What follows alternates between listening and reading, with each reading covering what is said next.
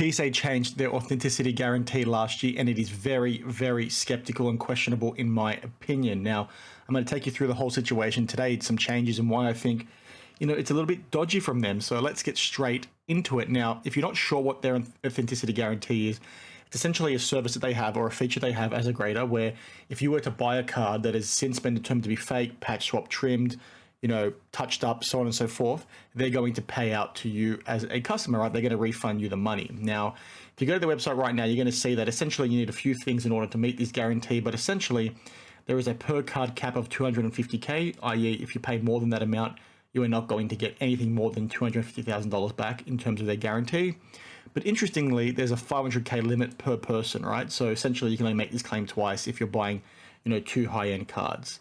Now, the reason why I say this is interesting because up until last year, the wording was very, very different. Now, if we use the Wayback Machine and check out what their authenticity guarantee looked like in March of 2022, as you can see over here. Now, one of my subscribers put me onto this, so I appreciate you. I won't call you out by name in case you don't want to be named. I'll put it down in the comments below.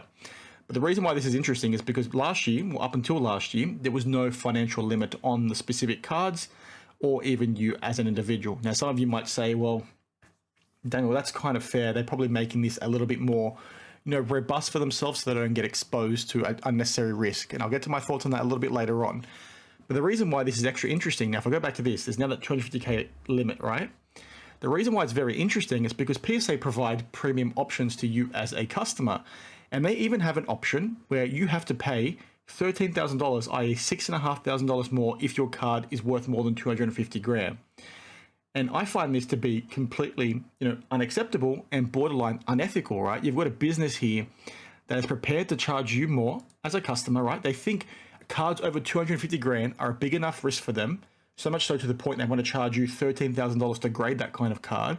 Yet if they were to make a mistake on that card, they're not going to pay out on the additional amount, even though when you paid them to provide the service, they thought it was good enough for them, right? And it's just not good enough in any way, shape, or form. This kind of thing, I think, went over so many people's heads. I know a lot of people talked about, some changes to their wording 12 months ago when it did happen, but nobody's looked at it from this lens, at least as far as I know. And I find that to be, utterly ridiculous. This business is okay to charge you this kind of amount of money. They think if a card is worth 250K or more, they think, okay, well, we gotta charge a bit more money now because it's a bit more risky. Yet on the other end of the scale, they don't want to pay out if they make a mistake. That's not on. And this goes to the things I talk about on the channel all the time. These businesses in this industry take the piss consistently with your money. They do not have an appropriate risk appetite. Now, some of you, again, to my point earlier, might say, well, they've put a limit on it because they want to try and mitigate the risk. Yeah, that's fine. But look at it through the lens that PSA is now grading, upwards of 1 million cards a month.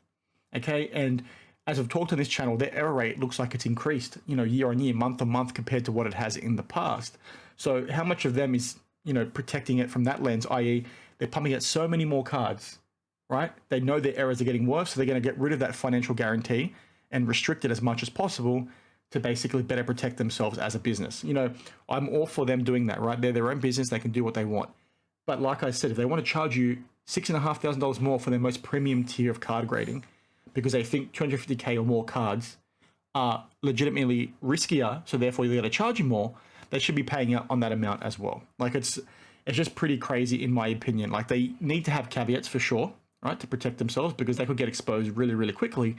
But at the same time, you are going to them for a specific reason, right? They're providing you a service. You need to get what your money is worth. And right now, these businesses are taking the piss. That's not good enough.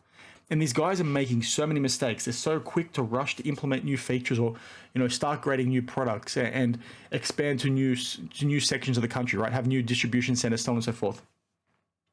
Like, guys, fix the things that need to be fixed. I've talked before in the past, I work in external audit. So when I look at these processes and these decisions these businesses are making, it's pretty easy for me to see where the gaps are and where they're very clearly making the mistakes. And because we've seen sort of PSA make mistakes consistently across their whole business process, right? It hasn't just been with incorrect grades. It hasn't just been with grading fake cards. It's also been things like mailing people the wrong cards, putting the wrong labels in cards. They've got errors essentially across the board. Now you've got, errors happening when cards are received, as we flagged with that Lootbox TV video the other day.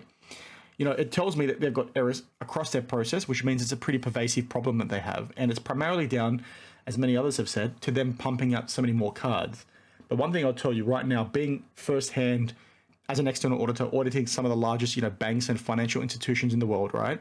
And whilst they are unrelated industries, one thing you learn pretty quickly is that businesses need to have a certain level of policy in place. They need to have a certain level of review in place to make sure that mistakes and errors don't flow through, right? And one thing, again, you learn pretty quickly is that irrespective of the volume they're pumping out, your error rate is not going to increase. And the big problem with PSA is what it looks like is that, their error rate has increased by the same multiple that their volume has increased, right? And that's not what you want to see. If you're going from, 100,000 cards a month to 1 million cards a month, you don't expect to see the same multiple then apply, the 10x multiple to apply to your error rate. That's just not how it works.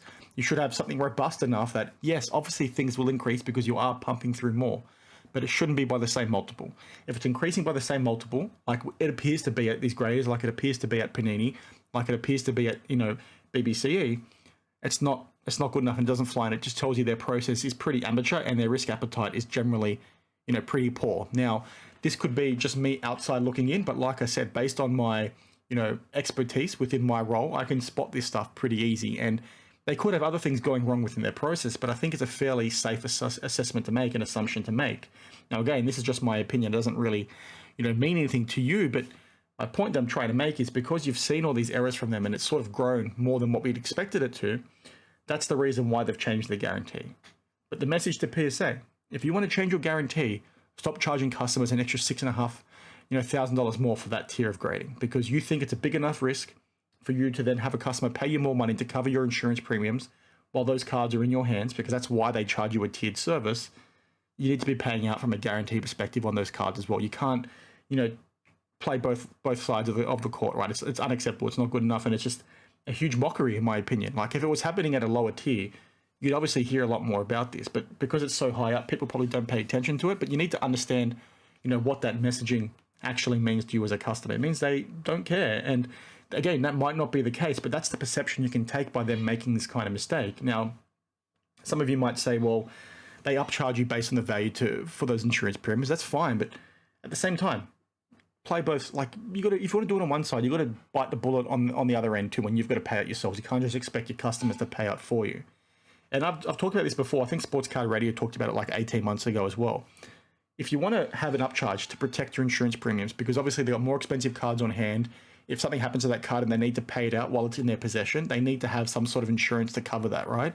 Which is why they charge you more, right? Because you can't have a really small insurance policy to protect you on the low-end cards, and then they're not going to pay out on like a LeBron James rookie patch order that comes in, right?